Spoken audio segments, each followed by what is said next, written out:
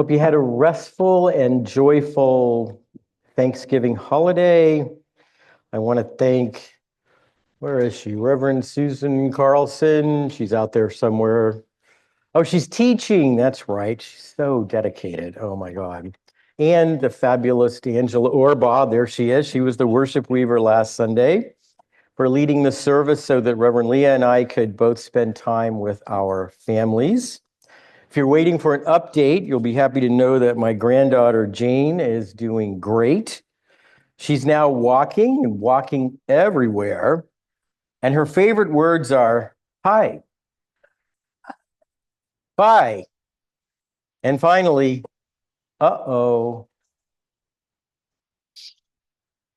So I'm so very excited to be back with you, and so very excited about all that is going on here at the UU Congregation of Charlottesville. So happy that that we are restarting a UU Christian Fellowship here in the congregation. My good friend and colleague Kathleen Rollens is providing some of the leadership, although she's still got a few other things on her plate as well. And I hope that you have a chance, if you're curious or interested, to stop by and see what that's all about in the parlor at 12:30.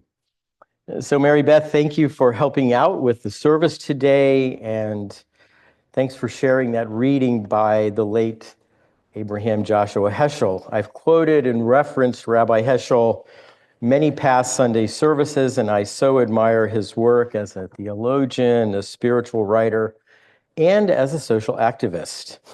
Rabbi Heschel was a friend and colleague of Dr. Martin Luther King Jr.'s, and they marched arm in arm. He marched arm in arm with Dr. King for civil rights and against the Vietnam War.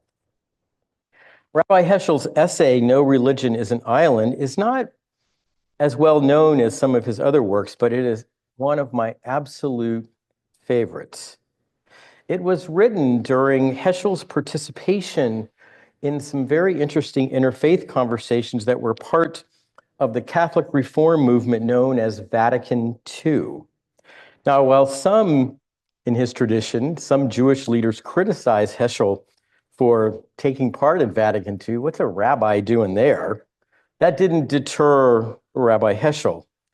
He had seen firsthand that in spite of their considerable differences, that Christians and Jews had important things in common that could bring them together, including, of course, as he experienced with Dr. King, a shared commitment to peace and social justice.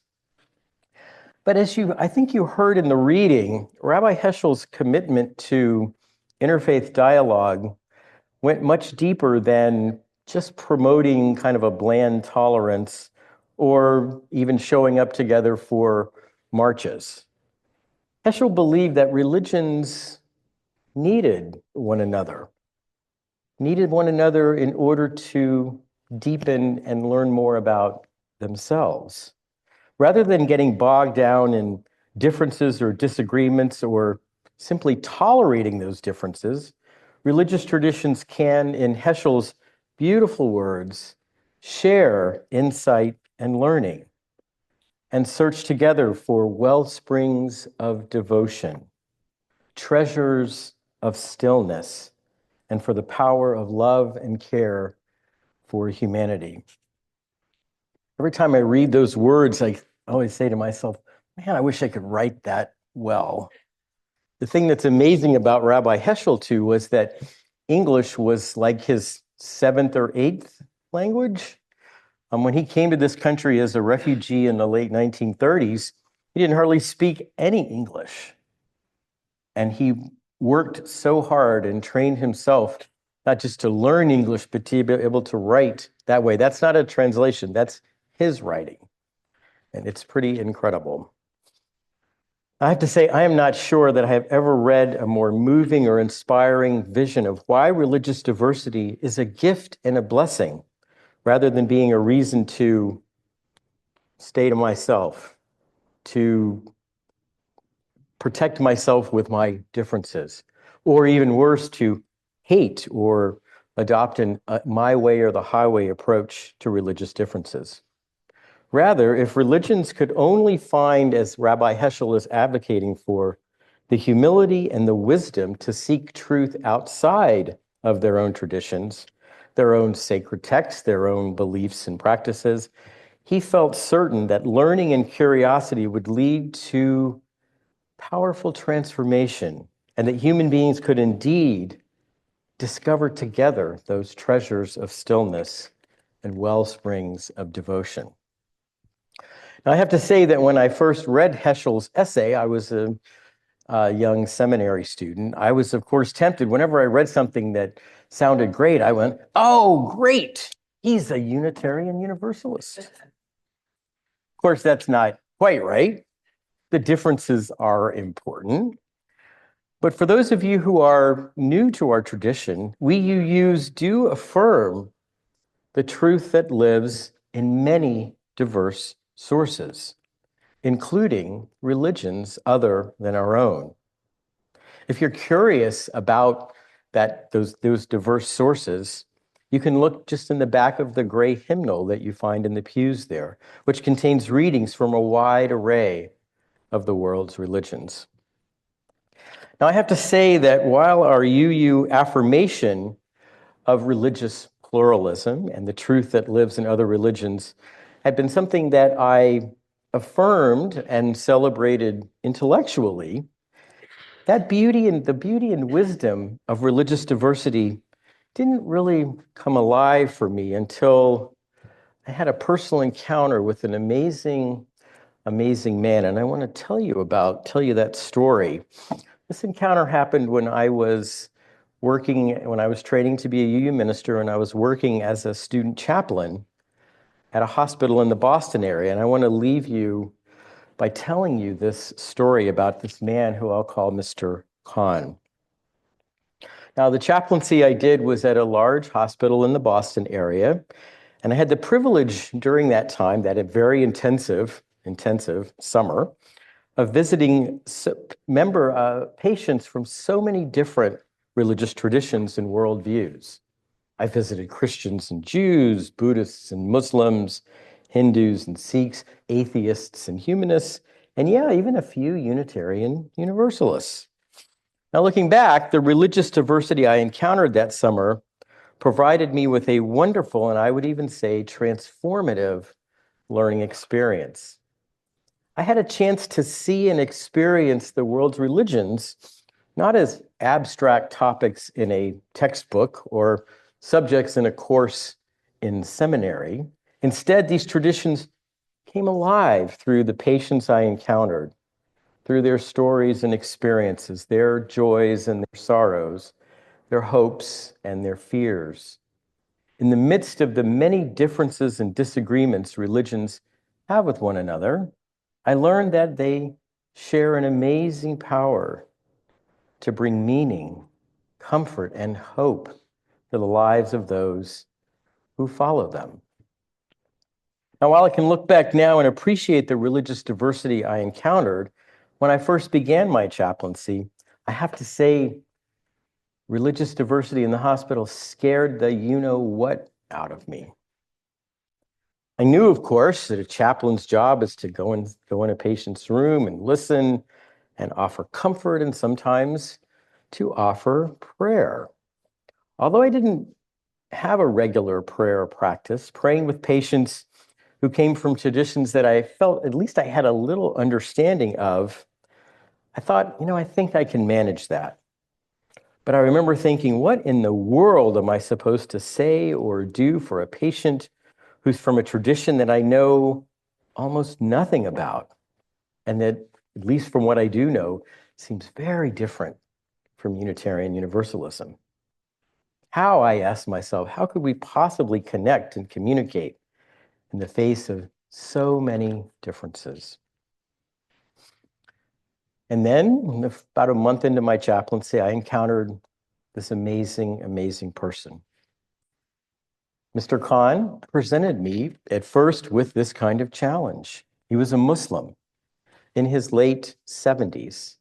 He'd been born and raised in India before independence, before the end of British colonial rule. Some years later, he had immigrated to the US, but still regularly visited his family, who were then living in Pakistan. When I first walked into Mr. Khan's room, I remembered feeling so nervous. At that time, I hadn't really taken a world religion class yet. I knew almost nothing about Islam, about its core teachings, about how Muslims view illness and death, and about the appropriateness of a non-Muslim chaplain praying or even visiting a Muslim patient. Since I met Mr. Khan, gosh, it's now been 20 years ago, sorry to say that much of my knowledge of Islam was pretty ill-informed because I got a lot of it from the media at the time, most of which was filled with the most horrible stereotypes of Islam and as being inherently violent, and most Muslims as being extremists. Now, as I approached Mr. Khan's bedside, I remember feeling as if I was walking up to this enormous wall or barrier that was likely to be impossible to cross or to bridge. Well, within about 30 seconds, I knew that wasn't going to be the case. Once Mr. Khan and I began to talk, it quickly became apparent that the wall I had feared so much, it didn't even exist. Well, I imagined an encounter marked by uncertainty, misunderstanding, confusion on my part, maybe even tension. What I experienced instead was deep listening, mutual appreciation, and to borrow from Rabbi Heschel's words, a wellspring of kindness and connection that almost felt like the joining together of two spirits that I had never imagined would be possible. And the key to this amazing moment wasn't me, it was Mr. Khan's extraordinary spirit of humility. While I walked into the room assuming that our differences were a barrier, he saw them, like Heschel, as an opportunity to learn, to ask questions, and to find a bridge of respect and understanding between us. He shared his beliefs and his faith with me, and listened with curiosity and compassion as I shared mine. We compared Islam's 5 pillars to Unitarian Universalism's 7 principles. And perhaps most amazingly, by the end of our conversation, we agreed that although our traditions had a few things in common and many important differences, both Islam and Unitarian Universalism had something to learn from one another. And it was in this moment of mutual respect and appreciation that I truly learned what it means to be blessed and enriched by the beauty of religious diversity and difference. You see, as Mr. Khan and I listened and learned from one another, I came to understand that religious difference really can be a wellspring of devotion and care. That spiritual truth does not exclusively belong to one religion, and that opening one's mind and heart to the wisdom of another faith can deepen our understanding and appreciation of ourselves and of our own tradition. I'm not exaggerating when I say with absolute certainty that Mr. Khan's open-minded and open-hearted spirit helped make me a better Unitarian Universalist. And Mr. Khan's humility also sparked within me a passion to learn more about religions other than my own. I took courses, read a ton of books, participated in interfaith learning opportunities and programs.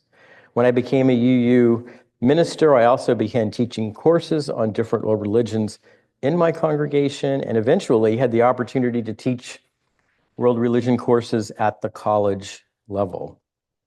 And I have to say that my entire approach to teaching world religions comes from what I learned from that extraordinary gentleman. I tell my students that the purpose of studying world religions is not to decide who is right or wrong, but to do our best to develop empathy and understanding. I encourage my students to try their best to see the religion we are studying through the eyes of a member of that tradition, rather than simply seeing through the lens of their own beliefs or predispositions. And finally, I invite students to be curious, to ask questions, to see religious difference as a reason to celebrate, to learn, not a reason to fear or to exclude. That day, as I prepared to leave Mr. Khan's room, I asked if I could offer a prayer, and he agreed. I was still nervous. I told him that I didn't know how to pray for a Muslim patient and asked if he would give me guidance. Mr. Khan's reply was amazing, and I'll always remember it. He simply said, prayer, like God, doesn't belong to one religion, and that I would honor him most by praying in my own way. Again, I just can't begin to describe the impact that those words had on me and how much they still resonate 20 years later. As I offered my prayer, I felt so close to Mr. Khan, as if our two traditions and experiences were almost becoming like a tapestry of understanding and goodwill. And that tapestry had little to do with principles or doctrines. Rather, in that moment, I experienced the transforming power of religious humility, of openness to another, and of a deep sense of respect and appreciation, which comes from recognizing the beauty and wisdom that lives in all people and in all religions. Soon after our encounter that day, Mr. Khan was discharged. I never got the chance to see him again or to tell him how much our visit meant to me. So I'd like to conclude this morning by simply thanking him, his beautiful spirit, wherever that may be, for sharing his wisdom, his compassion, and his faith with me. Assalamu alaikum, Mr. Khan. Peace be upon you. Amen, and blessed be.